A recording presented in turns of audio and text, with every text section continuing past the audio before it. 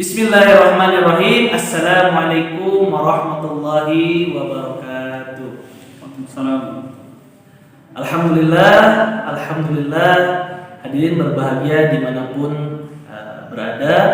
Alhamdulillah, insyaallah Allah telah berikan kita semua rezeki kesehatan sehingga kita semua bisa berkumpul walaupun masih dalam kondisi daring di acara kajian Masjid An-Nikmah Al-Mubarakah.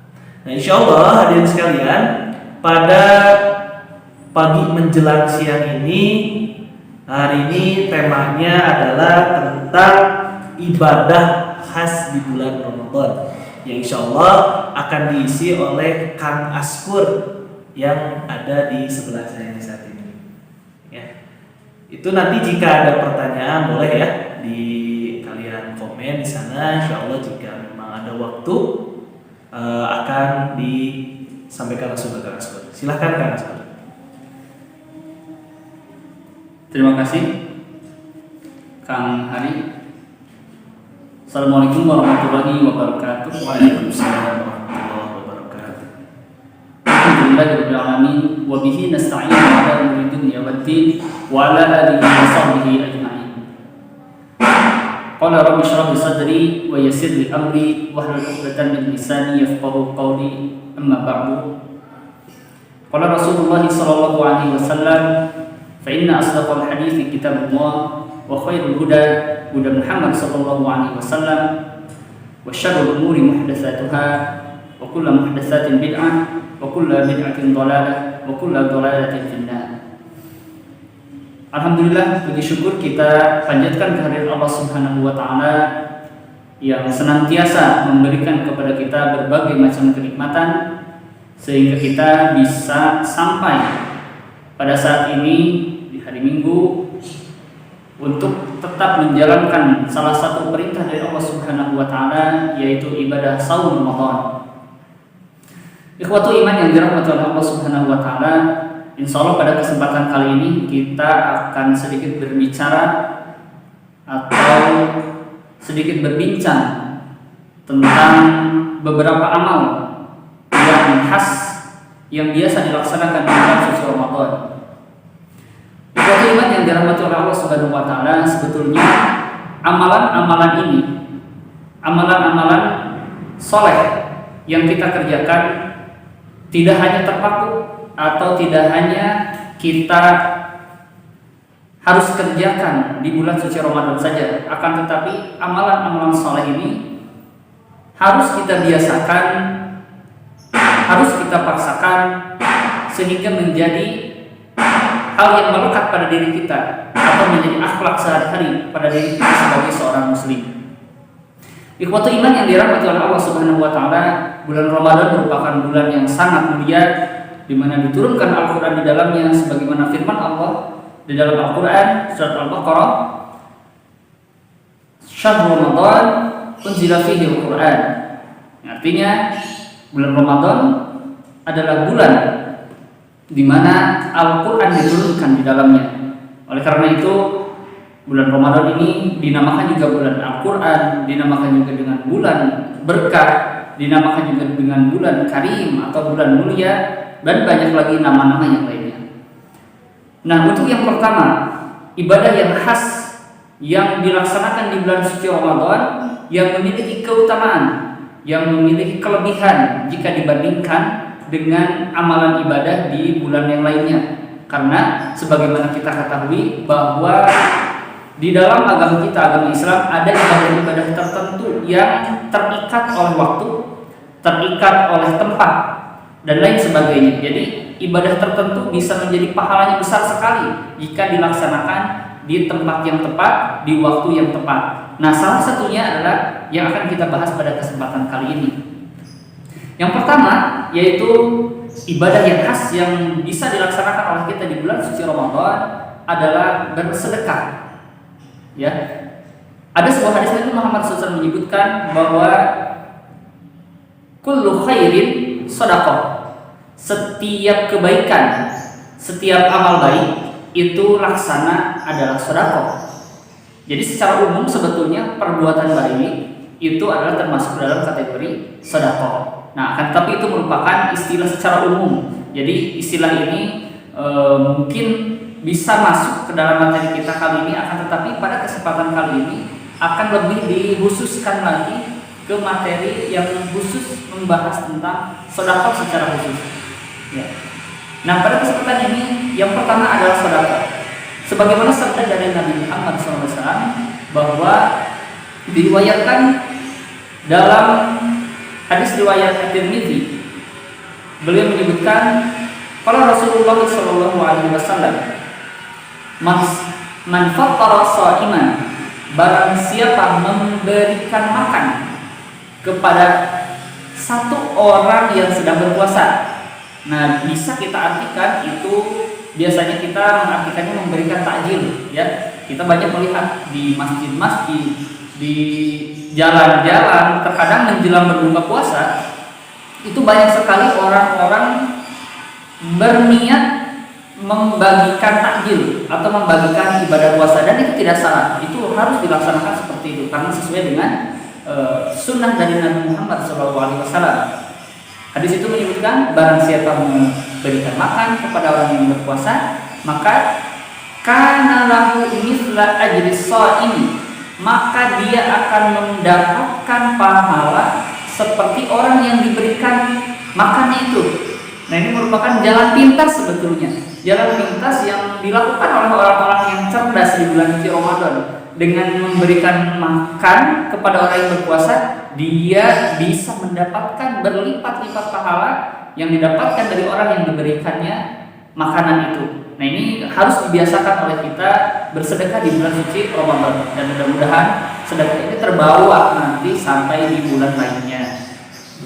Nah, di hadis yang lain Nabi Muhammad SAW menyebutkan, akan tetapi hadis ini mungkin masuk ke dalam kategori hadis dhaif, akan tetapi ini nanti akan dikuatkan oleh hadis lainnya yang derajatnya lebih sahih. Di hadis ini disebutkan, masih dalam riwayat At-Tirmidzi, bahwa khairus shadaqah atau afdhalus shadaqah, sedekah yang paling utama, yang paling bagus, yaitu adalah sedekah yang dilaksanakan pada bulan Ramadan. Sedekah fi syahri Ramadan atau sedekah fi Ramadan. Nah, ini meskipun hadis ini termasuk dalam kategori hadis dhaif, akan tetapi hadis lain menguatkan hadis ini dengan masih ada di riwayat Imam At-Tirmidzi, akan tetapi hadisnya adalah hadis sahih. Yaitu salah satunya adalah man fattara sha'iman, barang siapa memberikan makan kepada orang yang berpuasa, maka min halalin, dari makanan yang halal. Jadi syaratnya yang pertama tentu ikhlas, ya. Yang pertama tentu ikhlas. Yang kedua harus dari makanan, berasal dari makanan yang halal, bukan hanya dari zatnya saja halal, akan tetapi harus juga makanan ini didapatkan dengan cara-cara yang halal, yang dibenarkan oleh syariat agama Allah. Nah, barang siapa memberikan makan dari barang yang halal, maka kata Rasulullah, sholat alaihi al-malaika, maka para malaikat akan mendoakannya fi sa'ati syahri Ramadan, di sepanjang bulan Ramadan. Nah, ini keutamaan yang luar biasa sebetulnya, yang hanya orang-orang tertentu mungkin yang mengetahui ini. Makanya banyak orang yang kalau sudah mengetahui fadilah atau keutamaan memberikan sedekah atau makanan di bulan Ramadan, itu banyak sekali orang yang menyiapkan takjil gratis, ya.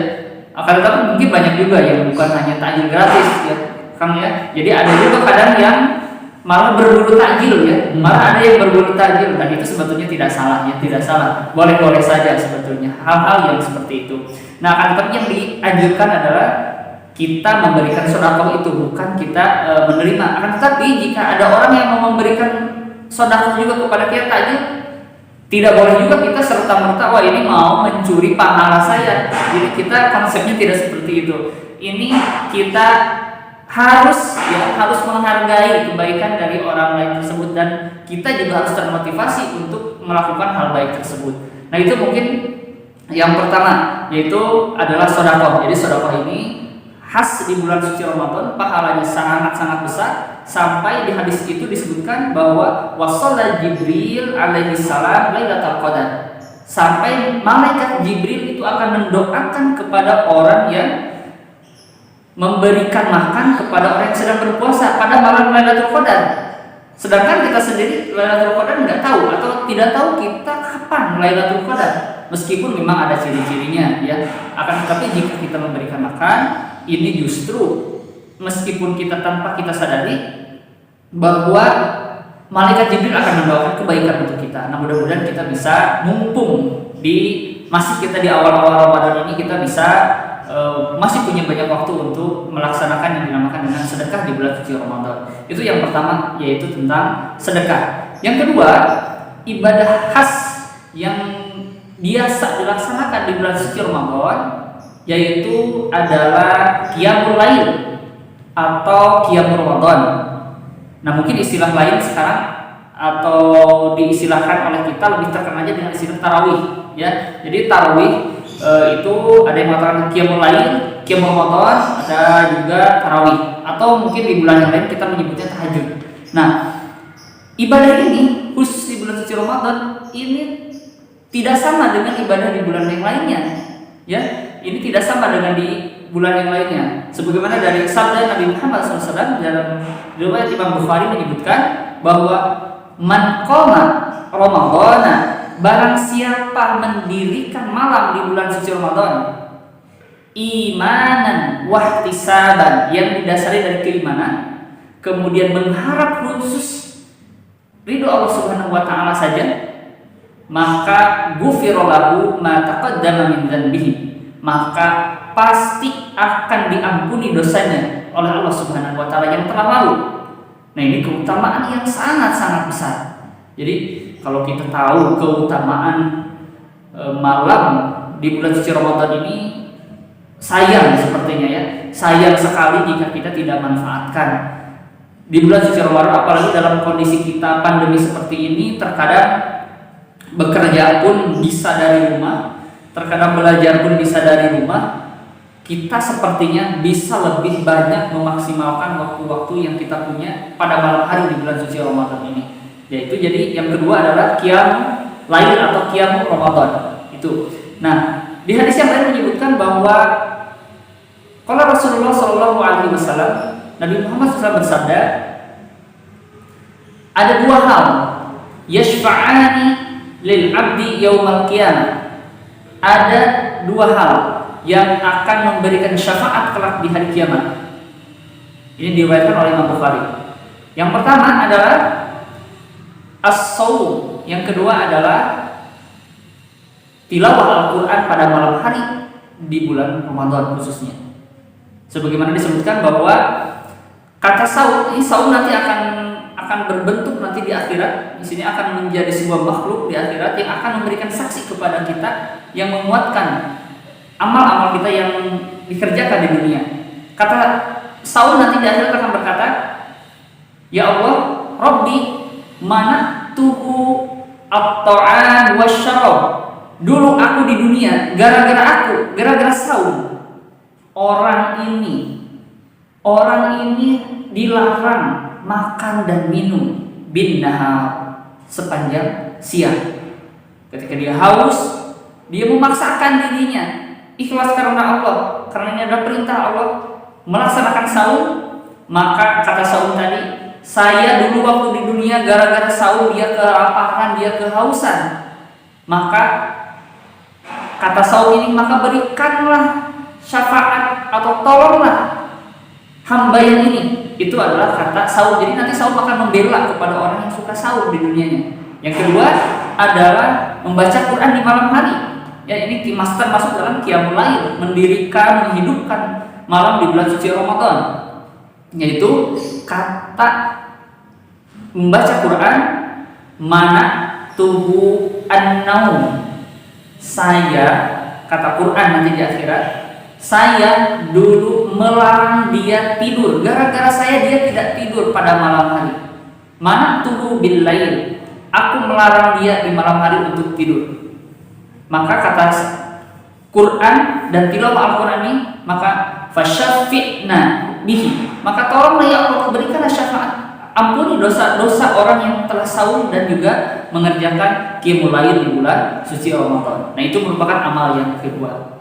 Ya, jadi mudah-mudahan kita juga lebih termotivasi lagi untuk menghidupkan malam di bulan Ramadan dengan sholat sunnah, dengan berzikir, dengan membaca Al-Quran tentunya, sehingga kita bisa termasuk dalam golongan yang diberikan syafaat nanti di kelak di yaumul kiamat oleh saum dan oleh Al-Quran itu sendiri. Itu yang kedua. Kemudian yang ketiga, ada ibadah khas di bulan Ramadan ini. Ya, yang ketiga adalah tilawah Al-Quran atau tadarus. Kita lebih sering mendengar istilah tadarus ya. Jadi tadarus ini tidak salah sebetulnya disebutkan untuk menyebutkan bahwa kita membaca Al-Quran di bulan suci Ramadan, karena ini berdasarkan dari sabda Nabi Muhammad SAW bahwa beliau bersabda, karena Jibril yudarisun Nabiyya sallallahu alaihi wasallam Al-Quran fi Ramadan. Jadi Jibril alaihissalam datang setiap tahun di bulan suci Ramadan, selama bulan Ramadan itu untuk mentadarus Nabi Muhammad, mendengarkan bacaan Al-Quran dari Nabi Muhammad SAW, dan ini menjadi sunnah. Sebagaimana kita ketahui bahwa para imam besar, ya, para imam besar, para ulama itu banyak mengamalkan hadis ini. Disebutkan bahwa Imam Syafi'i dan imam-imam yang lainnya di bulan suci Ramadan mereka menutup kajian-kajiannya. Jadi hanya mereka berfokus kepada baca Quran, mentadaburi Al-Quran, kemudian mereka lebih berlama-lama lagi dengan Al-Quran. Makanya sampai ada yang menamatkan, para ulama itu ada yang 60 kali tamat, ada yang 30 kali tamat, dan lain sebagainya. Nah, ini Al-Quran akan menjadi pemberi syafaat juga untuk kita semuanya nanti kelak ketika di hari kiamat. Nah, ini hadisnya sudah terkenal ya, sudah terkenal. Jadi ketika nanti di hari kiamat kita menemui Allah Subhanahu wa taala dengan segala amal, dengan segala dosa kita, bahwa nanti ketika kita membutuhkan pertolongan, salah satunya yang akan memberikan pertolongan adalah Al-Quran gitu. Nah, itu mungkin yang kedua. Jadi kita harus sering membaca Quran sebagaimana ikhwatu iman ketahui bahwa membaca Quran itu memang adalah amal yang bisa dikatakan adalah amal yang salah satu amal yang termudah yang bisa kita lakukan. Kenapa? Karena dengan membaca ayat suci Al-Quran yang sebetulnya tidak butuh modal besar, ya, apalagi yang sudah lancar membaca Al-Quran tidak butuh modal besar, hanya mungkin butuh keinginan ya, butuh keinginan dari dalam hati ya, butuh keinginan. Dan juga kalau tidak tersedia mushaf bisa membacakan hafalan yang ada di dalam ingatannya, dan ini satu huruf itu di bulan biasa itu satu kebaikan, atau dikalikan menjadi satu kebaikan ini jadi 10 kebaikan. Akan tetapi di bulan suci Ramadan itu sepertinya tidak berlaku. Jadi di bulan suci Ramadan itu dikalikan, dilipat gandakan oleh Allah Subhanahu wa taala sampai batas yang tidak ditentukan, karena kata Allah dalam hadis yang lain bahwa saum ini adalah as-saum li. Saum itu untuk aku, kata Allah. Wa ana ajzi bihi, dan saya akan membalas yang dimana saya. Ini hitungannya tidak tergantung kalian. Kalau sholat kan kita sholat sendiri misalnya hanya 1 derajat. Sholat berjamaah kita 25, ada yang menyebutkan 25, ada yang menyebutkan 27 derajat.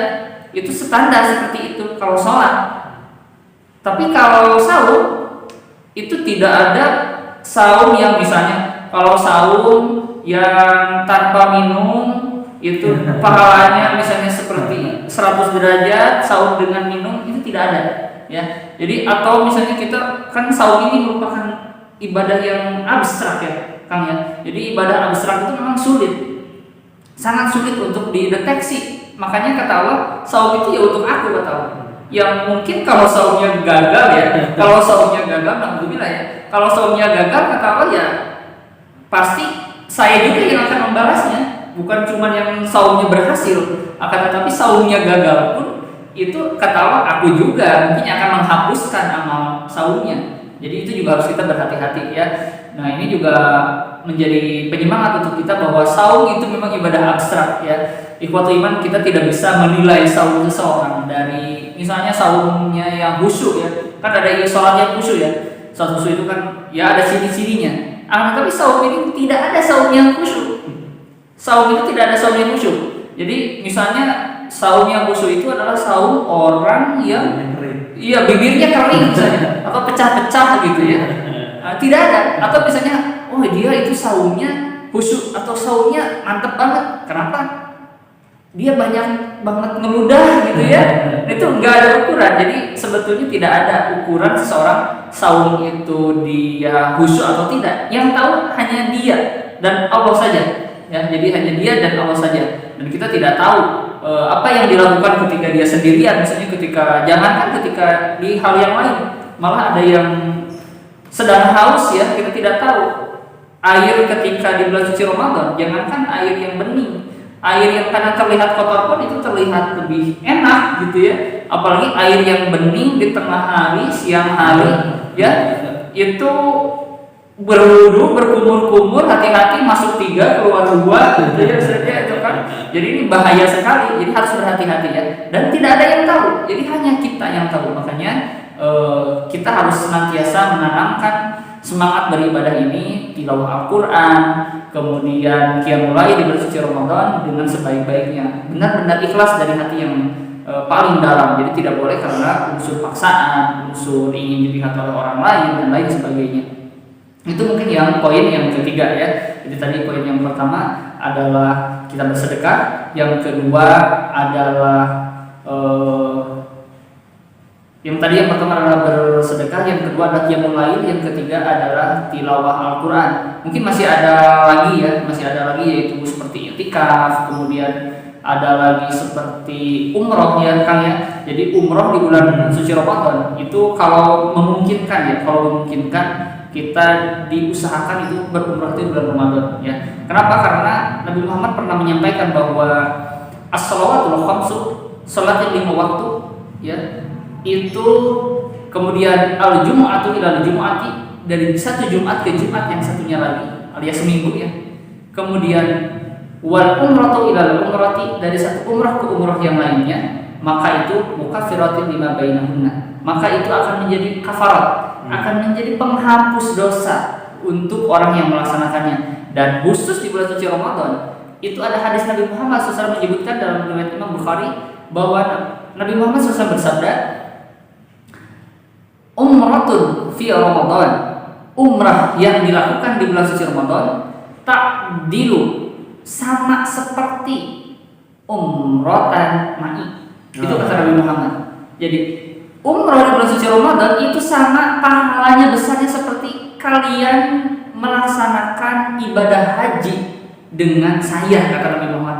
Sungguh besar, dan tidak ada seperti yang sekarang mungkin untuk umrah lagi, haji lagi dengan Nabi Muhammad. Akan tetapi kemurahan Allah melewati Nabi Muhammad, kita bisa mendapatkan pahala itu dengan cara kita melaksanakan umrah di bulan suci Ramadan. Nah itu kalau memungkinkan ya. Dan yang terakhir mungkin ada iktikaf ya Kang ya. Jadi iktikaf di bulan suci Ramadan, sebetulnya iktikaf ini boleh ya dilaksanakan di selain bulan suci Ramadan, boleh ya. Karena iktikaf itu sendiri sebetulnya pada dasarnya adalah mulazamatul masjid ya. Pengertian dari iktikaf itu adalah mulazamatul masjid. Jadi kita bermulazamah ya, menghabiskan kegiatan kita di masjid ya.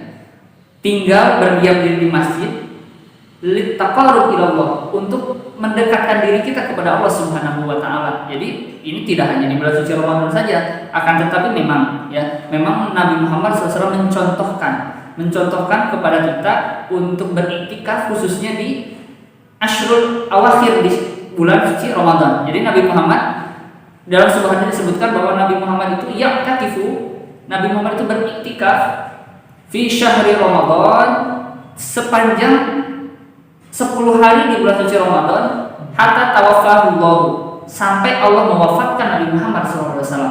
Jadi Nabi Muhammad tidak pernah meninggalkan untuk beriktikaf ya, karena memang rumah Nabi Muhammad juga sudah dekat juga ya Kang ya, dekat juga di, apalagi ya kalau sekarang itu katanya sudah di kompleks masjid, sudah ada di dalam masjid ya. Jadi ya itu bukan alasan juga kita makan jauh ya, tidak seperti itu ya. Jadi sebetulnya iktikaf di bulan suci Ramadan itu diajarkan, disunahkan oleh Nabi Muhammad SAW sampai Nabi Muhammad dari awal pensyariatannya saum Ramadan di tahun kedua Hijriah sampai Nabi Muhammad meninggal dunia, itu Nabi Muhammad tidak pernah meninggalkan yang namanya iktikaf di 10 hari terakhir di bulan suci Ramadan. Nah itu mungkin beberapa hal yang menjadi ibadah khusus ya, ibadah khusus yang bisa kita laksanakan di bulan suci Ramadan. Dan mudah-mudahan ibadah yang kita laksanakan yang tadi disebutkan itu sebetulnya masih bisa dilaksanakan di bulan-bulan lainnya. Jadi yang dinamakan Ramadan itu kan bulan latihan ya kan ya. Jadi bulan Ramadan bulan latihan, bisa hasil latihan ini akan terlihat nanti di bulan-bulan lainnya. Mudah-mudahan tujuan daripada kita saum ini pun mudah-mudahan menjadi nyata begitu ya untuk orang-orang yang beriman, yaitu menjadi hamba Allah yang bertakwa. Mungkin itu untuk materi atau untuk pembahasan kali ini.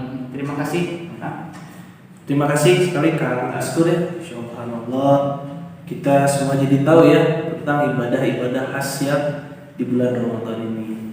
Baik, ini Kang Askur barusan ketika Kang Askur menjelaskan ada yang langsung bertanya. Nah ini terutama kayaknya seperti dari kaum akhwat kayak gitu kan. Jadi pertanyaannya kan tadi udah dengar bahwa banyak sekali ibadah-ibadah khusus, pahalanya banyak. Nah sekarang yang sedang halangan kita ini gimana gitu kan, harus ngapain kan, sedangkan pengen juga gitu dapat pahala gitu. Itu gimana? Ya ini merupakan pertanyaan yang bagus ya. Ini pasti ya sebagai perempuan gitu ya. Sebagai perempuan pasti bukan hanya bulan Ramadan mungkin ya kan ya. Bulan hanya bulan Ramadan, terkadang di bulan lainnya pun ketika yang kita sebagai kaum laki-laki melaksanakan ibadah secara full gitu ya.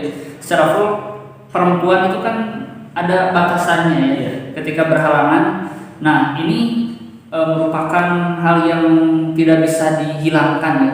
Tidak bisa ditawar lagi sebagai seorang perempuan.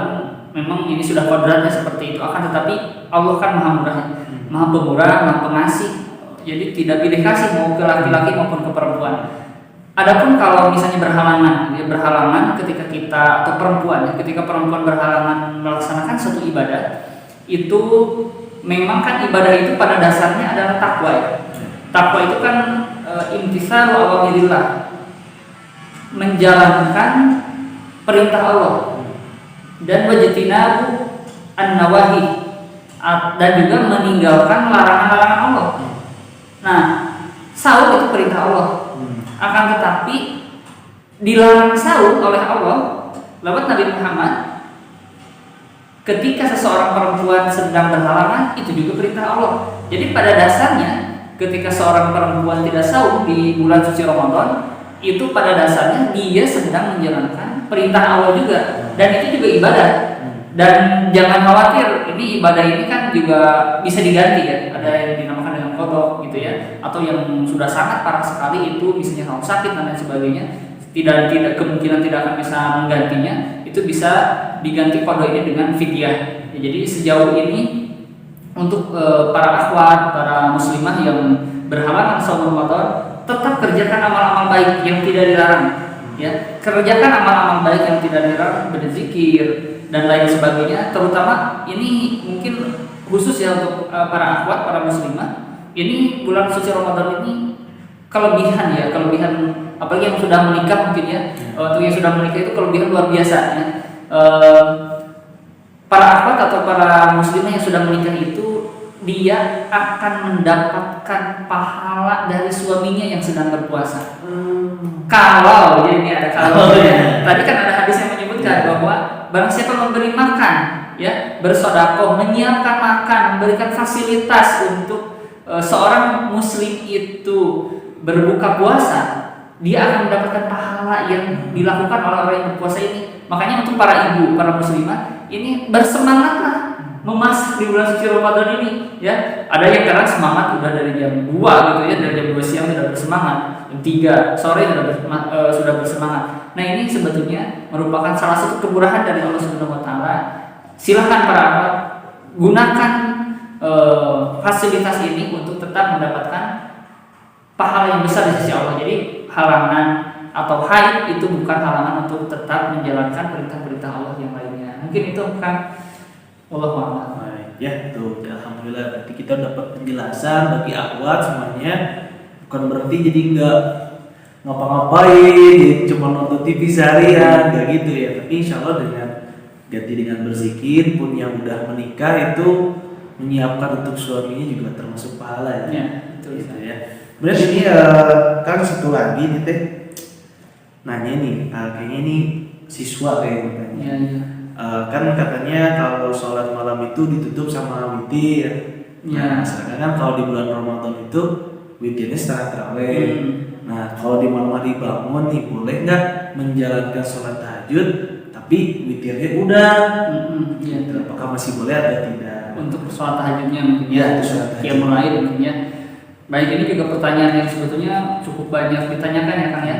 Cukup banyak ditanyakan juga dan para ulama juga sebetulnya sudah cukup banyak juga memberikan penjelasan ya.